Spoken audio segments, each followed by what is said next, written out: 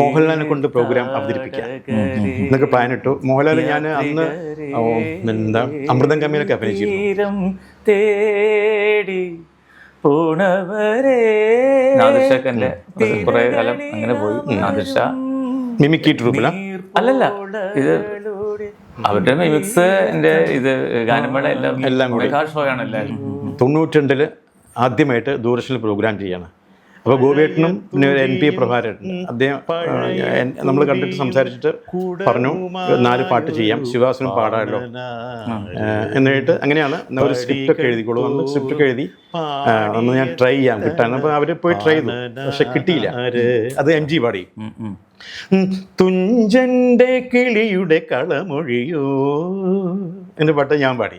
പിന്നെ ചൈത്ര സുന്ദരി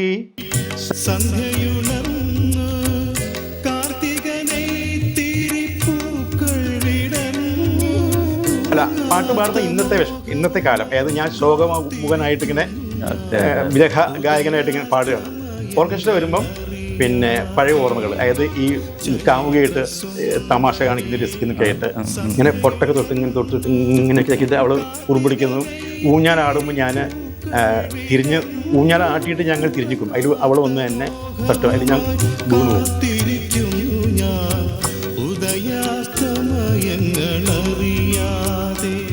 ഇങ്ങനത്തെ പാട്ടിലൊക്കെയാണ് അന്ന് സ്കൂളില്. ഇപ്പോ ലളിതഗാനം എന്ന് പറഞ്ഞാൽ ലളിതഗാനം എന്ന് പറഞ്ഞാൽ അങ്ങനത്തെ ഒരു കാറ്റഗറി തന്നെ വേറെ ഉണ്ടല്ലോ. ഇപ്പൊ ഞാനൊക്കെ പഠിച്ചിരുന്നെന്ന് എനിക്ക് ഓർമ്മയുണ്ട്. അതായത് ഈ ചക്കരപ്പന്തലിൽ ഇങ്ങനത്തെ ഒക്കെ അന്ന് ഇത് മത്സരത്തിന് വന്നായിരുന്നു. മത്സരത്തിന് കുട്ടികളെ പാടിയിരുന്ന പാട്ടായിരുന്നു. അന്ന് എനിക്ക് തോന്നുന്നത് ഞാനിവിടെ സെന്റ് ജോൺ മാസിലാണ് അന്ന് പഠിച്ചിരുന്നത്. അന്ന് സിസ്റ്റർ റോസ് സിസ്റ്ററിനെ ഒരിക്കലും മറക്കില്ല. കാരണം ഞാൻ ഈ ഫീൽഡിലേക്ക് എന്നെ കൊണ്ടുവന്ന് റോസ് സിസ്റ്ററാണ്. റോസി സിസ്റ്റർ ഇപ്പൊ സിസ്റ്റർ കോഴിക്കോടാ തോന്നുന്നു, ഒത്തിരി കണ്ടിട്ട്. അന്ന് സിസ്റ്റർ എനിക്കൊരു പാട്ട് പഠിപ്പിച്ച് ഇപ്പോഴും ഓർമ്മയുണ്ട്. അത് അന്ന് ഒരുപാട് സ്റ്റേജിൽ കയറിയിട്ടുണ്ട്. ആ സ്റ്റേജിൽ കയറിയിടത്തൊക്കെ എനിക്ക് ഫസ്റ്റ് കിട്ടിയിട്ടുണ്ട്. ഒരു ദാസേട്ടൻ പാടിയ പാട്ടാണ്. അന്ന് മാഷ് പറഞ്ഞ പോലെ അന്ന് ഈ ചെറിയ ശബ്ദത്തിലല്ലേ പാടുന്നത്. അത് തീർത്ഥാടകരേ യാത്രികരേ തീരം തേടി പോണവരെ തിരകളിലമരും നീർപ്പോളകളുടെ തീർത്ഥം വാങ്ങി മടങ്ങൂ. നല്ലൊരു ഗാനമായിരുന്നു. അന്നൊക്കെ സ്കൂളിൽ എനിക്ക് ഒരു ഭാഗ്യം കിട്ടിയെന്ന് പറഞ്ഞാല് അന്ന് സിസ്റ്റേഴ്സ് എനിക്ക് കുറേ പാട്ട് തരും. അതൊന്നും നമ്മൾ കുറച്ച് തിരഞ്ഞെടുക്കും, നമ്മൾക്ക് ഇഷ്ടമുള്ളത്. എന്നിട്ട് അതൊന്നും തിരഞ്ഞെടുക്കും സിസ്റ്റർ വരെ. എന്നിട്ടാണ് നമ്മളെ പഠിപ്പിച്ച്, സിസ്റ്റേഴ്സ് തന്നെയാണ് പഠിപ്പിക്കുന്നതെന്ന്. അത് നമ്മൾക്ക് വീട്ടിലൊന്നും പഠിക്കാൻ യാതൊരു മാർഗ്ഗമില്ലല്ലോ. അന്ന് ആദ്യമായിട്ട് ഞാൻ ടേപ്പ് റെക്കോർഡർ കാണാൻ അവിടുന്ന് ഇങ്ങനെ അമർത്തി കഴിഞ്ഞ് ഇവിടുന്ന് ഇങ്ങനെ പൊന്തും, അങ്ങനത്തെ ഇങ്ങനെ കിടത്തി വെക്കുന്ന ഒരു സംഭവമൊക്കെ. അതൊക്കെ കാണുമ്പോൾ നമുക്ക് വലിയ അത്ഭുതമായിരുന്നു. ഇത് എന്തുവാണ്, തൊടാൻ വരെ പേടിയായിരുന്നു, കേട് വരുമോ എന്തോ ഏതെന്ന് അറിയാൻ വേണ്ടിയിട്ട്. കുറെ ഗാനമേള ട്രൂപ്പിലൊക്കെ പോയിരുന്നില്ലേ? ഒരുപാട്. ഞാൻ ഓർമ്മയുണ്ട് പവിഴത്തിന്റെ മുമ്പ് മെലഡി ട്രാക്സ് ആയിരുന്നു കുറെ കാലം. പിന്നെ നാദത്തിൽ കുറച്ചുണ്ടായിരുന്നു പാലക്കാട്, അതുള്ളി പ്രകാശൻ. അന്ന് നമ്മളെ ശ്രീറാമില്ലേ, ഇപ്പത്തെ ശ്രീറാം, അദ്ദേഹം അതിൽ ഫ്ലൂട്ട് വായിക്കുന്ന ഫ്ലൂട്ട് ആർട്ടിസ്റ്റ് ആയിരുന്നു. പിന്നെ പിന്നെ മദ്രാസിലേക്കൊക്കെ പോയി. പിന്നെ നാദത്തിലും ഇവിടെയൊക്കെ പോയിക്കൊണ്ട് കലാസദൻ തൃശ്ശൂര് ഇവിടെയൊക്കെ ഒരുപാട് വേദിയിൽ പങ്കിട്ടിട്ടുണ്ട്. ആ ഇടയാണ് പിന്നെ ഗൾഫിലേക്ക് പോകുന്നത്. ഞങ്ങൾ പവിഴം തുടങ്ങുന്നതും. പവിഴം ഓർക്കസ്ട്ര, ഇത് പാലക്കാട് പവിഴം ജ്വല്ലറിയുടെ ഓർക്കസ്ട്ര ആയിരുന്നു. പിന്നെ അതാണ് പവിഴം ഉള്ള പേര്. അതെ, പേര് വന്നത്. അത് ജോബി ചേട്ടൻ, ജോബി വീച്ചിങ്കൊത്ത്. പിന്നെ അങ്ങനെ അങ്ങ് പോയി. പിന്നെ നാദിർഷാക്കൻ്റെ കുറെ കാലം അങ്ങനെ പോയി. നാദിർഷാ മിമിക്രി ട്രൂപ്പില അല്ലല്ല, ഇത് അവരുടെ മിമിക്സ് ഗാനമേള എല്ലാം കൂടി ഷോ ആണ്.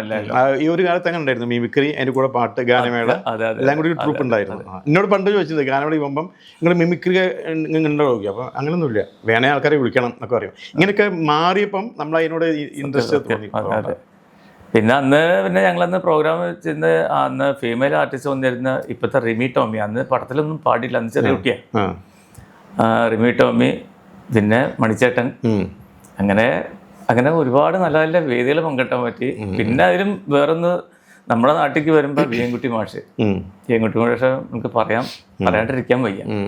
കാരണം അങ്ങനത്തെ ഒരു നല്ലൊരു മനുഷ്യനെ, കാരണം എല്ലാവർക്കും ആ മാപ്പിളപ്പാട്ടിലെ മാഷ ഇങ്ങനെയാണ് പറയുന്ന ഒത്തിരി പേരുണ്ട്. പക്ഷെ എനിക്കറിയുന്നൊരു മാഷ് പച്ചയായ നല്ലൊരു മനുഷ്യൻ, ഒരു മനുഷ്യ സ്നേഹി. കാരണം മാഷ വീട്ടിലെ ഒരുപാട് കാലം ഞാൻ നിന്നിട്ടാണ്, കാരണം പ്രോഗ്രാം ഉണ്ടെങ്കിൽ അവിടെ തന്നെ നിൽക്കാം. അന്ന് കല്യാണം ഒന്നും കഴിച്ചില്ല കേട്ടോ. അന്ന് മ്യൂസിക് ഡയറക്ടർ ഒരു ചാന്ദ് പാഷ, അദ്ദേഹം മരിച്ചുപോയി. തിരൂരുണ്ടായിരുന്ന അല്ല, കൂത്തുപറമ്പ്. ശരി, അദ്ദേഹം കൂത്തുപറമ്പിലുണ്ടായിരുന്നു. അല്ല, തിരൂരുണ്ടായിരുന്ന ഒരു പാഷയായിരുന്നില്ലേ, ഒരു പണ്ടത്തെ ഒരു മ്യൂസിഷ്യൻ, മലപ്പുറത്തൊക്കെ ഒന്ന് പാട്ട് പഠിപ്പിച്ചിരുന്ന ആള്. അതെ, ആ ഒരു ഭാഷ. പോട്ടെ. അതെ, അന്ന് അദ്ദേഹം ഞാൻ അവിടെ വീട്ടിൽ നിന്നിട്ട്, അവിടുത്തെ മാഷ വീട്ടിൽ തന്നെ താമസിക്കുക. ശരി. കാരണം മാപ്പിളപ്പാട്ടിൻ്റെ എന്താണ് അത് കുറച്ച് പഠിപ്പിച്ചെന്ന് മാഷാണ്, ബിയൻകുട്ടി മാഷാണ്. വിളയിൽ വത്സല, പിന്നെ റംലാ ബീഗം, ഇവരൊക്കെ ഒരു പരിചയപ്പെടാനും അതിന് ഒരുപാട് വേദികൾ കേട്ടോ മാഷയുടെ കൂടെ. കാരണം മാഷ കൂടെ പോയതിന് ശേഷമാണ് ആദ്യമായിട്ട് ഞാൻ ഗൾഫ് രാജ്യം കാണുന്നത് തന്നെ. ശരി. അതെ അതെ അതെ, അത് ഒരുപാട് എല്ലാ പെരുന്നാളിലും ഞങ്ങൾ പിന്നെ ഗൾഫിലോട്ട് പോലായി. പിന്നെ അവിടെ ചെന്ന് കഴിഞ്ഞാൽ കഷ്ടി ഒരു മാസത്തോളം പ്രോഗ്രാം കഴിഞ്ഞിട്ടാണ് നമ്മളിങ്ങോട്ട് തിരിച്ചു വരിക. മാഷൊക്കെ നമ്മൾ വല്ലാണ്ട് മിസ് ചെയ്യണം. അല്ല, അങ്ങനെ കുറേ നമ്മുടെ ജീവിതത്തിൽ കുറേ നല്ല ചില വ്യക്തികൾ, നമ്മൾക്ക് വഴിത്തിരിവാകുന്ന കുറേ വ്യക്തികൾ കണ്ടിട്ടുണ്ട്. അപ്പം ഞാനും ഈ പറഞ്ഞ തന്നെ, ഞാൻ നയനം എന്നുള്ള സിനിമ സംഗീതം ചെയ്യാൻ കാരണം തന്നെ മഞ്ചേരി ചന്ദ്രേട്ടൻ അറിയോ? മഞ്ചേരി ചന്ദ്രൻ പണ്ടത്തെ നടനായിരുന്നു. അദ്ദേഹത്തിൻ്റെ മകൾ റാണി, പിന്നെ റാണിയുടെ ഹസ്ബൻഡ്, അവരൊക്കെ സീരിയൽ എല്ലാം അഭിനയിക്കുന്നുണ്ട്. അപ്പം അദ്ദേഹം ഒരു സിനിമ ചെയ്യണം എന്ന് പറഞ്ഞു എന്നോട്, സിനിമയിൽ സംഗീതം ചെയ്യണം എന്ന് പറഞ്ഞു. അപ്പം സാമ്പത്തികം കുറച്ച് ഞെരുക്കത്തിലാണ്. അപ്പം നിങ്ങൾ ശിവദാസൻ ചെയ്തു വെച്ച എന്തെങ്കിലും പാട്ടുകളുണ്ടെങ്കിൽ അത് തരൂ എന്ന് പറഞ്ഞു. അപ്പോൾ ഞാൻ അന്നൊരു ആൽബം ചെയ്തുകൊണ്ട് ശരിക്കും, അതായത് നമ്മളെ പ്രദീപ് ഇല്ലേ, ഇവിടെ SBTയിൽ വർക്ക് ചെയ്യുന്ന, മലപ്പുറത്തെ SBTയിൽ വർക്ക് ചെയ്യുന്ന പ്രദീപ് മേനോൻ, അദ്ദേഹം പിന്നെ ഒരു 5 പാട്ട്, അതായത് ജോഷ്ന, ഞാൻ, പിന്നെ വിധു പ്രതാപ്, പിന്നെ വേണുഗോപാൽ, പിന്നെ ഒരാളും കൂടെ ഉണ്ട്, ഞങ്ങൾ 4 പേരും പാടിയുണ്ട്. അപ്പം ഞാൻ പറഞ്ഞു ഇങ്ങനെ വെച്ച് പാട്ടുണ്ട് എന്ന് പറഞ്ഞ് പാട്ട് കേട്ടു. അതിൽ ആരും പറയാതെ ആത്മാവിൻ ചൊടികളിൽ ഒരു പാട്ടുണ്ട്. അത് നമ്മളെ എന്താ പാട്ട് എഴുതുന്ന ഇതില്ലേ, ട്രിവാൻഡ്രത്തുള്ള, ഞാൻ പറയാം, പേര് കിട്ടും പെട്ടെന്ന് കിട്ടാനായിട്ടാ. അത് പാട്ട് ആരും പറയാതെ, നല്ല കവിതയാണ്. ആത്മാവിൻ ചൊടികളിൽ ആരോ മുരളിക തന്നു, ഒച്ചയുണ്ടാക്കാതെ മെല്ലെ കടന്നെൻ്റെ കൊച്ചു സ്വപ്നങ്ങളിൽ വന്നു. ഇങ്ങനെ പാട്ടുണ്ട്, നല്ല കവിതയാണ്. ഈ പാട്ട് കേട്ടു. പിന്നെ അതിൽ ഞാൻ പാടിയ പാട്ടുണ്ട്, ഈ പാട്ട് ജോഷിനെയാണ് പാടിയത് കേട്ടോ. പിന്നെ അതിൽ ഞാൻ പാടിയ പാട്ടുണ്ട്, രാത്രി മുഴുവൻ മഴയായിരുന്നു, പ്രിയ കാമുകിയെ ഓർത്തു ഞാൻ പാട്ടുണ്ട്. അപ്പം ഈ 2 പാട്ടുകൾക്ക് ഇഷ്ടമായി. ഈ പാട്ട് കിട്ടുമോ ചോദിച്ചു. അതിൽ ആദ്യം ചോദിച്ചത് മറ്റേ പാട്ടാണ്, ആരും പറയാതെ. അത് ആ പടത്തിൽ തീം എന്താ വെച്ചാൽ കണ്ണ് കാണാത്തൊരു പെൺകുട്ടിയാണ്. അപ്പോൾ പെൺകുട്ടി കണ്ണ് കിട്ടും എന്നൊരു പ്രതീക്ഷ വരുമ്പം ജീവിതത്തിൽ പ്രതീക്ഷ വരികയാണ്. അങ്ങനെ കണ്ണ് കിട്ടുമ്പോഴാണ് അച്ഛൻ്റെ കൊലയാളിയുടെ കണ്ണാണ് ഇതെന്ന് വെച്ചാൽ, അതുകൊണ്ട് കുട്ടി കണ്ണ് കുത്തി, അതാണ് പടത്തിലെ തീം. അപ്പോൾ ആ പാട്ട് അതിൽ വളരെ ആപ്റ്റാണ്. അപ്പം അത് വേണം. പിന്നെ മറ്റേ പാട്ട് പാടിയാരാ, അത് വേറൊരു വോയിസാണ്, രസമുണ്ട് എന്ന് പറഞ്ഞു. അങ്ങനെ പതിവോട് ഞാൻ പറഞ്ഞു ഇങ്ങനെ സംഭവമുണ്ട്, എന്നാൽ ശിവാസേട്ടന് ഒരു ലിഫ്റ്റ് കിട്ടുകയാണെങ്കിൽ എടുത്തോളൂ പാട്ട് പറഞ്ഞു. അങ്ങനെ അദ്ദേഹത്തിൻ്റെ ബ്രദർ ഉണ്ട്, മോഹൻ, ഗൾഫിലാണ്. അപ്പോൾ അവർ രണ്ടും കൂടിയാണ് പ്രൊഡ്യൂസ് ചെയ്തത്.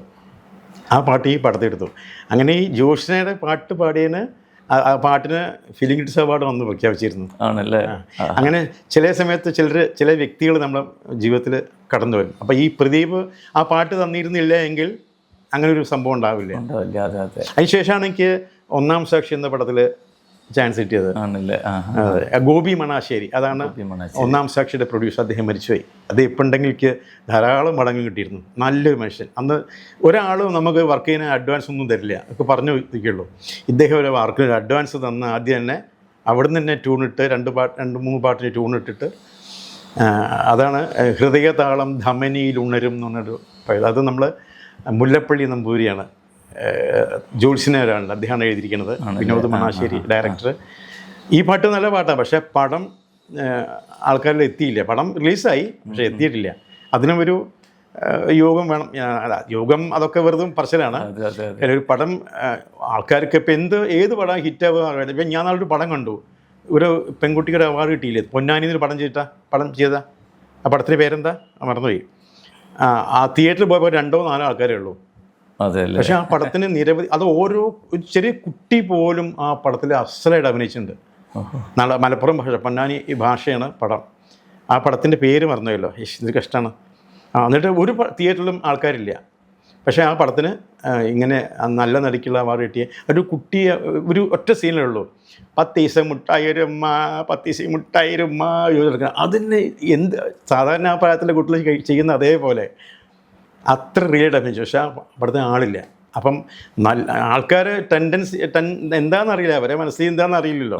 എന്നാലും ഒരു സുഖമില്ലാത്ത പടങ്ങൾ ചറപറ ഓടുന്നു. നാളെ കേമാണ് ആൾക്കാർ കണ്ടിട്ടുണ്ട് എന്ന് പടത്തിന് പോയപ്പോൾ എനിക്കത് ഇതായില്ല. പിന്നെ ഓരോരുത്തരുടെ മെൻറ്റാലിറ്റി ആയിരിക്കാം, എൻ്റെ മെൻറ്റാലിറ്റി അല്ലല്ലോ പിന്നെ സുനിലിൻ്റെ മെൻറ്റാലിറ്റി. ഞാൻ പിന്നെ അങ്ങനെ തിയേറ്ററിൽ പോയിട്ട് പടം കണ്ട് വളരെ അപൂർവമാണ്. അപ്പം നല്ലത് ചീത്തതൊന്നും പറയാൻ വയ്യ.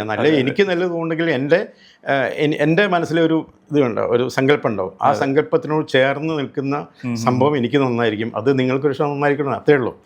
ഇതെല്ലാം വേറെ ആപേക്ഷിക്കാണ് അല്ലേ. ഇപ്പം മക്കളൊക്കെ എന്ത് ചെയ്യുന്നു ഇപ്പോൾ? മകൻ നിതാന്ത്, അയാൾ ഒരു സ്വന്തം ബിസിനസ്സൊക്കെ ആയിട്ട് ബോംബെയിലുണ്ട്. അത് ഈ കുറച്ച് ഫുഡ്സ്, മുന്തിരി, ശർക്കര, ജെനുവൈൻ ഫുഡ്സ്, എന്താ പറയുക നേച്ചുറൽ എന്താ പറയുക, ഓർഗാനിക്. അതെനിക്ക് ആ വാക്ക് കിട്ടുകയില്ല. ഓർഗാനിക്. അങ്ങനെ ബിസിനസ് നടക്കുന്നത് നന്നായിട്ട്. അയാളിപ്പോൾ സാറ്റിസ്ഫൈഡ് ആണ്. കാരണം അയാൾ സ്വന്തം അധ്വാനിച്ചുണ്ടാക്കാണല്ലോ. ഇതിനു മുമ്പേ പലതിലും ജോലി ചെയ്യുന്നു. അതൊക്കെ വേണ്ട പിന്നെ മുള് ശാശ്വതി തൃശ്ശൂരുണ്ട്. ഒരു മോന് 2 മക്കളുണ്ട്. മുത്തശ്ശനാണ്. ചെറുപ്പത്തിൽ കണ്ടതല്ലേ, ചെറിയ മക്കളായിട്ട് കണ്ടു. നിതാന്തിനൊക്കെ കണ്ടിട്ടുണ്ടാവും. പിന്നെന്താ, അങ്ങനെയൊക്കെ പോകണം. കുടുംബം, ഞാനും വൈഫും ഇപ്പം വീട്ടിലുണ്ട്. എല്ലാ വീട്ടിലും ഇപ്പം അങ്ങനെയാണല്ലോ, ഒരു പ്രായം കഴിഞ്ഞാൽ അച്ഛനും അമ്മയും മാത്രം വൃദ്ധസദനമാകും. ഇപ്പം അവിടെ വീട്ടിൽ തന്നെ ഞാനും തന്നെ പ്രോഗ്രാം കഴിഞ്ഞു വന്നാൽ ഇപ്പം മൂത്ത മോള് ഇവിടെ ഉണ്ട്. മോളിപ്പോൾ ഇവിടെ കാലടി സർവകലാശാലയായിരുന്നു. ഇപ്പോൾ MA ഭരതനാട്യം കഴിഞ്ഞു ഇവിടെ ഉണ്ട്. മൂത്താളുടെ പേര് ഗോപിക, രണ്ടാമത്തെ ആള് ദീപിക. ഇയാള് കല്യാണം കഴിച്ചതന്നെ എനിക്ക് മനസ്സിലായി. ഇപ്പോഴും കല്യാണം കഴിച്ചില്ല ചിന്തയില്ല. കാരണം ഞാൻ അന്ന് കുട്ടിക്കാലത്ത് കണ്ടതല്ലേ. അപ്പോൾ ഇപ്പോഴും കല്യാണിക്കാനുള്ള കുട്ടിയുണ്ടെന്നൊന്നും എനിക്ക് ഉൾക്കൊള്ളാൻ കഴിയില്ല. അയ്യോ, മോളെ കല്യാണമൊക്കെ പറഞ്ഞു വെച്ചിരിക്കുകയാണ്. രണ്ടാമത്തെ ആളിപ്പോ പ്രായം കുറയ്ക്കാൻ എന്തെങ്കിലും ട്രിക്സ് വല്ലതും ഉണ്ടോ? അയ്യോ, ഒരു ട്രിക്കും ഇല്ല. അല്ല, മോളെ കല്യാണം കഴിക്കാനായി പറയുമ്പോഴേ ആൾക്കൂടെ അല്ല, കുളി കഴിഞ്ഞ് ഇച്ചിരി പൗഡർ ഇടും, അത്രേ ഉള്ളൂ. അതാണ് നമ്മുടെ ട്രിക്ക് ഉള്ളത്, വേറെ ഒന്നുമില്ല. പിന്നെ മോനുണ്ട്. മോനിപ്പോ 2ാം ക്ലാസ്സൊക്കെ ആയിട്ടുള്ള ചെറിയ മോനാണ്, ഗൗതം. അപ്പം അങ്ങനെ പോകുന്നു. അപ്പോൾ മാഷെ, നമ്മള് പണ്ട് മാഷ് ദൂരദർശനിൽ കുറേ പ്രോഗ്രാമുകൾ കാര്യങ്ങളൊക്കെ ചെയ്തിട്ടുണ്ടല്ലോ. അപ്പോൾ അതിൻ്റെ എക്സ്പീരിയൻസ് എങ്ങനെയായിരുന്നു? അപ്പോൾ അത് ഞാൻ പറഞ്ഞല്ലേ, ദൂരദർശൻ 92 അപ്പം നമ്മൾ PK ഗോപിയേട്ടൻ കവിത എഴുതുന്ന ഗോപിയേട്ടൻ പറഞ്ഞു, ഗോപിയേട്ടനാണ് ആ വർക്കിൽ പാട്ട് എഴുതിയത്. 92 ആദ്യമായിട്ട് ദൂരദർശനിൽ പ്രോഗ്രാം ചെയ്യാണ്. അപ്പോൾ ഗോപിയേട്ടനും പിന്നെ NP പ്രഭാകരനുണ്ട്. അദ്ദേഹം നമ്മൾ കണ്ടിട്ട് സംസാരിച്ചിട്ട് പറഞ്ഞു, 4 പാട്ട് ചെയ്യാം, ശിവദാസനും പാടാമല്ലോ എന്നിട്ട് അങ്ങനെയാണ്. എന്നാൽ ഒരു സ്ക്രിപ്റ്റൊക്കെ എഴുതിക്കോളൂ എന്ന് സ്ക്രിപ്റ്റൊക്കെ എഴുതി ഞാൻ ട്രൈ ചെയ്യാം കിട്ടാൻ. അപ്പോൾ അവർ പോയി ട്രൈ ചെയ്തു, പക്ഷെ കിട്ടിയില്ല. അപ്പം ഞാൻ ഈ സംഭവം ഇങ്ങനെ എനിക്ക് വെച്ചാൽ ആവേശം ഇങ്ങനെ നിറഞ്ഞിരിക്കില്ല. കാരണം ദൂരദർശനിൽ പ്രോഗ്രാം ചെയ്യല്ലേ. അന്ന് ഞാൻ ദൂരദർശനിൽ പാടുന്നുണ്ട്. അപ്പോൾ ദൂരദർശനിൽ പാടുന്ന ഓഡിഷൻ പാസ്സായ ആൾക്കാർക്ക് മാത്രമേ അവിടെ പാടാൻ പറ്റുള്ളൂ. അപ്പോൾ ഞാനുണ്ട് പിന്നെ MG ശ്രീകുമാറിനെ കൊണ്ട് പാടിപ്പിക്കാം, രാധിക തിലകനെ കൊണ്ട് പാടിപ്പിക്കാം എന്നൊക്കെ പ്ലാനിട്ടു. മോഹൻലാലിനെ കൊണ്ട് പ്രോഗ്രാം അവതരിപ്പിക്കാം എന്നൊക്കെ പ്ലാനിട്ടു. മോഹൻലാൽ ഞാൻ അന്ന് അമൃതം കമ്മിയിലൊക്കെ അഭിനയിച്ചിരുന്നു. അപ്പം അദ്ദേഹമായിട്ട് പരിചയമുണ്ട്. ഇപ്പം അദ്ദേഹം ഓർക്കുന്നുണ്ടോയെന്ന് അറിയില്ല കേട്ടോ. അപ്പം ഈ പ്രോഗ്രാം പിന്നെ അത് പാസ്സായില്ല. അപ്പോൾ ഞാൻ ചെന്നു, ട്രിവാൻഡ്രത്തിൽ വന്നു. അപ്പോൾ എന്താ ചെയ്യുക? അപ്പം ട്രിവാൻഡ്രത്ത് അന്ന് ദൂരദർശനിൽ ഒരു കേശവൻ നമ്പീശനുണ്ട്, പിന്നെ ആനന്ദവർമ്മ സാറ്, അവരൊക്കെ ഉണ്ട്. അപ്പം നേരിട്ട് ഡയറക്ടറെ കണ്ടു നോക്കൂ എന്ന് പറഞ്ഞു. അപ്പോൾ അന്നൊരു ലേഡിയാണ്, പണ്ട് റാണി എന്നൊരു പേരിൽ ശ്രീലങ്ക ന്യൂസൊക്കെ വായിച്ചിരുന്ന അവരുടെ പേര് എനിക്ക് പെട്ടെന്ന് കിട്ടുന്നില്ല. അവരാണ് അവിടുത്തെ ഡയറക്ടർ. അപ്പം അവർ പറഞ്ഞു 5 മണിക്ക് ശേഷം കണ്ടോളൂ എന്ന് പറഞ്ഞു അവിടുത്തെ അറ്റൻഡർ. അപ്പോൾ 5 മണിക്ക് ശേഷം ഞാൻ ചെന്ന് കണ്ടു. അപ്പം ഞാനിങ്ങനെ ശിവദാസാണ്, കോട്ടയ്ക്ക് നിന്നാണ്. എന്താണ് ഞാൻ പറഞ്ഞു, ഒരു ദൂരദേശം ഒരു ആൽബം ചെയ്യണമെന്നുണ്ട്. അപ്പം ഇവിടെ അങ്ങനത്തെ ഒരു പ്രോഗ്രാം ചെയ്തിട്ടില്ലല്ലോ എന്ന് പറഞ്ഞു. അപ്പം ഞാൻ പറഞ്ഞു എന്തുകൊണ്ട് ചെയ്തുകൂടാ, ഞാൻ ഇവിടെ ദൂരദർശൻ പാടുന്ന ആളാണ്, ഞാൻ പാടുന്നുണ്ട്, എൻ്റെ സുകുമാർ പാടുന്നുണ്ട്, രാധികാതിലൊക്കെ പാടുന്നുണ്ട്, ഇതൊക്കെയാണ് പ്ലാൻ എന്ന് പറഞ്ഞു. അപ്പോൾ അത് ഭയങ്കര എക്സ്പെൻസീവ് ആവുമല്ലോ എന്ന് പറഞ്ഞു. ആരാ പ്രൊഡ്യൂസർ ചോദിച്ചു. അപ്പം ഞാനാണ് പ്രൊഡ്യൂസ് ചെയ്യണമെന്ന് പറഞ്ഞു. എൻ്റെ അടുത്ത് പൈസ ഒന്നുമില്ല. അപ്പം ഞാൻ എൻ്റെ വൈഫിൻ്റെ ഏട്ടുണ്ട് സദാനന്ദൻ, അങ്ങാടിപ്പുറത്ത് താമസിക്കുന്നത്, അയാളൊന്ന് ഗൾഫിലാണ്. അപ്പോൾ അയാളൊന്ന് 50,000 രൂപ കടമൊക്കെ ചോദിച്ചിട്ട് ചെയ്യാനാണ് ഉദ്ദേശിക്കുന്നത്, ഏകദേശം അത്രയാവും എന്നുള്ള ചിന്തയിൽ. അപ്പോൾ അയാൾ പറഞ്ഞു അത് പ്രശ്നമില്ല, പിന്നെ ചിലവ് കൂടിക്കോട്ടെ, എന്നാലും ഒരു വെറൈറ്റി പ്രോഗ്രാം ചെയ്യാം, നമ്മൾ സിനിമാ പാട്ടുകളൊക്കെ ചെയ്യുന്നില്ലേ അതുപോലൊരു പാട്ട് എന്നാണ് ഉദ്ദേശിക്കുന്നത്, അതിനാണ് ഇപ്പോഴത്തെ ആൽബം എന്ന് പറയുന്നത്. അതെ അതെ. അപ്പോൾ അവർ പറഞ്ഞു എന്നാൽ അപ്ലിക്കേഷൻ തന്നോളൂ പറഞ്ഞു. അപ്പോൾ ഞാൻ ഇതാന്ന് പറഞ്ഞു, ഞാൻ കൊണ്ടുവരുന്നുണ്ട് ഒക്കെ റെഡി ആയിട്ടാണ് പോയിരിക്കുന്നല്ലേ. അത് കഴിഞ്ഞിട്ട് ഞാൻ ഓടിക്കളിച്ച് വീട്ടെത്തിവിളക്ക് കത്ത് വന്നു പാസ്സായിട്ട്. അതിൽ ഗോപിയേട്ടനോട് പറഞ്ഞു അങ്ങനെ പെരുവണ്ണാമൊഴി വെച്ച് ഷൂട്ടിങ് കുറേ ദിവസം 4-5-6 ദിവസം ഷൂട്ടിങ് നടന്നുമുണ്ട്. എൻ്റെ അടുത്ത് പൈസയൊക്കെ തീർന്നു. അവസാനം വൈഫ് ഗ്രാമീൺ ബാങ്കിലാണല്ലോ, ഈ മലപ്പുറത്തുനിന്ന് പൈസ ആയിട്ട് അന്ന് അവളെ അന്നൊക്കെ ശമ്പളം 120 റുപ്യ അങ്ങനെയൊക്കെ ഉള്ളൂ ബാങ്കിലും. എനിക്ക് ആരുഷാലും എനിക്കും അത്ര 104 റുപ്യ അങ്ങനെയൊക്കെ ഉള്ളൂ അന്ന്. എന്നിട്ട് തൊട്ട ഫ്രണ്ട്സിനോട് അവരുടെ കടം മേടിച്ചിട്ട് ഈ പൈസയും കൊണ്ട് അവൾ ബസ് കയറി വരിക. അവൾക്ക് അങ്ങോട്ടൊന്നും വന്നിട്ട് ശീലമില്ല. ഇത് അങ്ങനെ കുറേ കഷ്ടപ്പെട്ട് അത് ചെയ്തു. അവസാനം ഇവർ ഷൂട്ടിംഗ് എല്ലാം കഴിഞ്ഞ് കൊടുക്കാനായപ്പോഴേക്ക് ഗോപിയേട്ടനും ഒക്കെ അവർക്ക് ജോലി ചെയ്യുന്നവരല്ലേ, അപ്പോൾ അവർക്ക് അവിടെ നിൽക്കാൻ പറ്റില്ല. ഇനി ശിവദാസൻ എന്താ വെച്ചാൽ ചെയ്യൂ എന്ന് പറഞ്ഞു. എനിക്കച്ചാൽ ഒരു പരിചയമില്ല ദൂരദർശനിലൊന്നും, ട്രിവാൻഡ്രത്തൊന്നും ഒരു പരിചയമില്ല ആരായിട്ടും. ഈ ദൂരദർശനിൽ പാടാൻ പോകുമ്പം പാടി ഇങ്ങോട്ട് പോരുന്നു, അല്ലാണ്ട് ട്രെയിൻ ഇറങ്ങുന്നു, അവിടെ നിൽക്കണു, പാടുന്നു, പോരുന്നു, അല്ലാണ്ട് വേറൊന്നുമില്ല. അവസാനം ഞാൻ കുറേ ആൾക്കാരെ കണ്ടിട്ട് സ്പോൺസർഷിപ്പ്, അങ്ങനെ കോട്ടയത്തുള്ളൊരു സ്പോൺസറെ കണ്ടിട്ട് അദ്ദേഹത്തിൻ്റെ കൂടെയുള്ള കുറേ ആൾക്കാരെ വിളിച്ചിട്ട് എനിക്ക് എൻ്റെ ഫ്രണ്ടിനെ സഹായിക്കണം, നിങ്ങളെ പ്രോഡക്റ്റിൻ്റെ പരസ്യം തരൂ. അങ്ങനെ അവർക്ക് 10-90 റുപ്യ ചിലവായിട്ടുണ്ട്. അവസാനം 62 റുപ്യ ഏറ്റവും കിട്ടി. എന്നിട്ട് ആ പ്രോഗ്രാം ചിങ്ങപ്പൂക്കൾ എന്ന പ്രോഗ്രാം, അതിൽ 2 പാട്ടുകളുണ്ട്. അത് പഴയ തുടിയും കുടവുമായൊരു പാണനാര് പടികൾ തോറും പാടിയെത്തണ പാണനാര്, അത് MG പാടി. തുഞ്ചൻ്റെ കിളിയുടെ കളമൊഴിയോ എൻ്റെ പാട്ട് ഞാൻ പാടി. അത് ഞങ്ങൾ തന്നെ പാടി അഭിനയിക്കുക രംഗത്ത്. ഞാൻ പാടിയ അതെ ഞാൻ പാടിയ പാട്ട് ഞാൻ തന്നെ. അന്നൊക്കെ എങ്ങനെയാണ് നടന്ന് അവിടെ നടക്കുക, ഇവിടെ നടക്കുക, അവിടെ ഇരിക്കുക, ഇങ്ങനെ ആക്കുക, അങ്ങനെയാണ് ചിത്രീകരണം. അത് പാടി. MG സുകുമാർ തന്നെ വേളി അവിടെ പോയിട്ട് അവിടെ നിന്ന് MG സുകുമാരൊക്കെ അങ്ങനെ പാടി അഭിനയിക്കുന്ന ആദ്യമുണ്ട്. പിന്നെ രാധികാതിലൊക്കെ ഞങ്ങൾ 3 പേരും ഞങ്ങളെ പാട്ടിനെ ഞങ്ങൾ പാടിയെന്ന് വെച്ചിട്ട് ആ പ്രോഗ്രാം വന്നു. പക്ഷെ നല്ല അഭിപ്രായം വന്നിരുന്നു. പക്ഷേ എനിക്ക് ഭയങ്കര നഷ്ടമായി. പിറ്റേ കൊല്ലം ഞാൻ ചൂലൂർ കൃഷ്ണൻകുട്ടിയില്ലേ പാട്ട് എഴുതുന്ന, അദ്ദേഹം എൻ്റെ ഏടത്തിയമ്മയുടെ ഏടത്തിയാണ് അദ്ദേഹത്തിൻ്റെ വൈഫ്, അതിൻ്റെ ബന്ധമുണ്ട്. കൃഷ്ണൻകുട്ടിയോട് പറഞ്ഞു എനിക്ക് 4 പാട്ട് എഴുതരുന്നു പറഞ്ഞു. അങ്ങനെ ഞാൻ 4 പാട്ട് എഴുതുന്നു. അപ്ലിക്കേഷൻ കൊടുത്തു ദൂരദർശനിൽ. അത് പാസ്സായി വന്നു. കാരണം കഴിഞ്ഞ ചിങ്ങപ്പൂക്കൾ ചെയ്ത ആളല്ലേ. അപ്പം സംഗീതം, സംവിധാനം, ആലാപനം, അഭിനയം, ഡയറക്ഷൻ, ക്യാമറ ഒക്കെ ശിവദാസൻ കൊടുത്തു. പാസ്സായി. ഞാൻ സുഖമായിട്ട് 2 ദിവസം കൊണ്ട് 4 പാട്ട് ചിത്രീകരിച്ചു.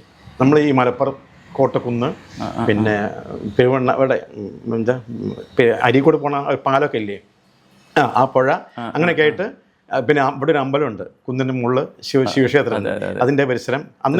അന്നത്തെ ചുറ്റുപാട്ടൊന്നും ഇപ്പം ഇല്ല കേട്ടോ. അന്ന് അവിടെ വലിയൊരു കൂവളമരം, അല്ല പാലമരം ഒക്കെ ഉണ്ടായിരുന്നു. അപ്പം അനില ശിവകുമാർ, അന്ന് ഞാൻ അനില ശിവകുമാറിനെ പരിചയമുണ്ട്. എന്ന് വെച്ചാൽ പിന്നെ പരിണയത്തിൽ അഭിനയിച്ചിരുന്നല്ലോ, അതിൽ ആ കുട്ടി നല്ലൊരു ക്യാരക്ടർ ചെയ്തിട്ടുണ്ട്. അപ്പം ആ ഹരിസോട് ഞാൻ പറഞ്ഞു ഇങ്ങനെ ഈ കുട്ടി വിളിച്ചോളൂ പറഞ്ഞ് ആ കുട്ടിയെ വിളിച്ചിട്ട് ഇവിടെ താമസിച്ചു ഞങ്ങൾ. എന്നിട്ട് എൻ്റെ ഫ്രണ്ട് മോമൂട്ടിയുണ്ട്. മോമൂട്ടി, ഞാൻ അവിടെ മലപ്പുറത്ത് ആദ്യം ഒന്ന് പരിചയപ്പെട്ട ഫ്രണ്ട്സാണ് മോമൂട്ടി, ബാബു, രവി കീഴടത്ത്. രവി അസല കവിത എഴുതും, പക്ഷെ അദ്ദേഹത്തിന് ബൂസ്റ്റ് ചെയ്യുന്ന ഒരാളല്ല. പക്ഷേ എപ്പോഴും കണക്ഷൻ. ബാബു മരിച്ചുപോയി. അപ്പം ഈ മോമൂട്ടി എപ്പോഴും എൻ്റെ കൂടെ ഉണ്ടാവും. എനിക്കന്നൊരു സെൻ വണ്ടിയുണ്ട്. ഈ വണ്ടിക്കായിട്ട് ഞങ്ങളിങ്ങനെ ഇവിടെയൊക്കെ കറങ്ങി. അപ്പം ലെൻസ്മാൻ എറണാകുളത്തെ ക്യാമറ, അവിടുത്തെ ഒരു അജയൻ ക്യാമറമാനെ വിളിച്ചിട്ട് ഞാൻ തലേന്ന് അദ്ദേഹത്തിന് കൂട്ടിയിട്ട് ഇങ്ങനെ ഞാനൊക്കെ എഴുതി വെച്ചിട്ടുണ്ട്. ഞാൻ ഒരു ഡയറക്ഷൻ പരിചയമില്ല കേട്ടോ, മുൻ പരിചയം ഒന്നുമില്ല. എഴുതി വെച്ചിട്ട് പിന്നെ ഇന്ന പാട്ടിൻ്റെ ഇന്ന സീൻ ഇന്ന ഭാഗത്ത് കോട്ടക്കുന്നിൻ്റെ ഇവിടെ അവിടെ അവിടെ മറ്റേ പുഴ അവിടെ കണ്ട് എഴുതി വെച്ചിട്ടുണ്ട്. എന്തോ ഉള്ളിലുള്ള ഒരു ഉദാഹരണം കൊണ്ട് എനിക്ക് ഒരു പരിചയമില്ല. അങ്ങനെ ഷം ഷം ഷം ഷം എന്നുള്ള ഓരോന്നും എടുത്തെടുത്ത് ഷൂട്ട് ചെയ്ത് കഴിഞ്ഞു. അങ്ങനെ 3-4 പാട്ട്. അതിൽ ഒരു പാട്ട് ചുവലൂരിൻ്റെ ലവ് സോങ് ആട്ടോ. ഒരു മൂപ്പര് ഭക്തിഗാനം എഴുതിയാൽ മാത്രമല്ല നിങ്ങൾ പരിചയമുള്ളൂ. നിളയിൽ നീരാടി ദശപുഷ്പം ചൂടി മിഴീണയിൽ നാണത്തിൻ കതിരൊളിയായി ചിരി തൂകി നിൽക്കുന്നു നിരുപമ സുന്ദരി വിഷുപ്പുലരി നീയൻ കളിത്തോഴി പാട്ട്. പിന്നെ ചൈത്രസുന്ദരി സന്ധ്യയുണർന്നു ആ പാട്ട് കോട്ടക്കുന്നിന് മുകളിൽ. അത് ഞാൻ പ്ലാൻ ചെയ്ത് എങ്ങനെ അറിയോ, പാട്ട് പാടുമ്പോൾ ഇന്നത്തെ കാലം, അതായത് ഞാൻ ശോകമുഖനായിട്ടിങ്ങനെ വിരഹ ഗായകനായിട്ടിങ്ങനെ പാടുകയാണ്. ഓർക്കസ്ട്ര വരുമ്പം പിന്നെ പഴയ ഓർമ്മകൾ, അതായത് ഈ കാമുകയായിട്ട് തമാശ കാണിക്കുന്ന രസിക്കുന്നൊക്കെ ആയിട്ട് ഇങ്ങനെ പൊട്ടൊക്കെ തൊട്ട് ഇങ്ങനെ തൊട്ടിട്ട് ഇങ്ങനെയൊക്കെ ആക്കിയിട്ട് അവൾ കുറുമ്പിടിക്കുന്നതും ഊഞ്ഞാലാടുമ്പോൾ ഞാൻ ഊഞ്ഞാല ആട്ടിയിട്ട് ഞങ്ങൾ തിരിഞ്ഞിക്കും, അതിൽ അവൾ വന്ന് എന്നെ തട്ടും, അതിൽ ഞാൻ വീണു പോകും, അപ്പം ചിരിക്കുന്നത്. അങ്ങനെയൊക്കെ അന്നത്തെ ഒരു പൊട്ടത്തരം. അങ്ങനെ ആ പാട്ട് വിഷുക്കാനി കിട്ടാം എന്നുള്ള പേരിൽ ദൂരദർശനം വന്നു. നല്ല അഭിപ്രായം. ഇതിൻ്റെ രസം എന്താണ്, 2 ദിവസം കഴിഞ്ഞ് ഞാൻ തൃശ്ശൂർ പോയിരുന്നു. ആ റൗണ്ടിൽ ഇങ്ങനെ നടക്കുമ്പോൾ ഒരാൾ വെച്ചു, ഇന്നലെ ദൂരദർശനിൽ പാടിയ ആളല്ലേ? അതെ എന്ന് പറഞ്ഞു. അപ്പോൾ ഞാനിങ്ങനെ, അപ്പോൾ ആൾക്കാർ തിരിച്ചറിയാൻ തുടങ്ങിയുള്ളതില്ല. അതിനുശേഷം പിറ്റേത്തെ വർഷം ഞാൻ ചിങ്ങമണിത്തന്നൽ, പ്രദീപ് സ്വാതന്ത്ര്യം, ഞാൻ ദലീമയൊക്കെ ഇവിടെ താമസിച്ചത്, പ്രദീപ് സ്വാതന്ത്ര്യമൊക്കെ ഇവിടെ താമസിച്ചിട്ട് ഈ നമ്മൾ മുകളിലാണ് താമസിച്ചത്. അപ്പം അവരെ വെച്ചിട്ട് ഞാനും 3 പാട്ട് ചെയ്തു. പക്ഷേ അതിൻ്റെ സ്പോൺസേഴ്സ് എന്നെ പറ്റിച്ചു, പൈസ ഒന്നുമില്ല.